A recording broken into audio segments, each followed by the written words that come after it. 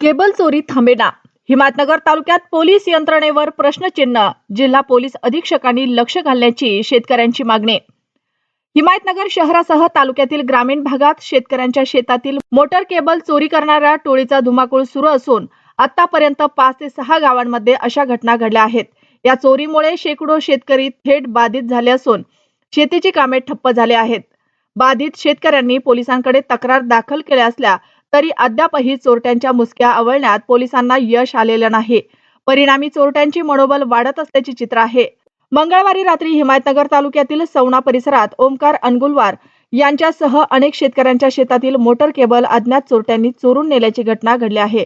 Cable चोरीमुळे शेतकऱ्यांची पाणी पुरवठ्याचे साधन बंद पडले असून पिकांचे नुकसान होण्याची भीती व्यक्त होत आहे. या सततच्या घटनांमुळे शेतकरी वर्ग हतबल झाला असून पोलीस यंत्रणेच्या कार्यक्षमतेवर प्रश्नचिन्ह निर्माण होत आहे.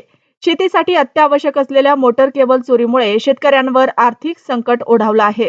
या प्रकरणाकडे जिल्हा पोलीस अधीक्षक अविनाश कुमार यांनी गांभीर्याने लक्ष देऊन हिमायतनगर तालुक्यात कार्यरत असलेल्या मोटर केबल चोरी करणाऱ्या टोळीचा तात्काळ छडा लावावा अशी जोरदार मागणी शेतकरी वर्गातून होत आहे.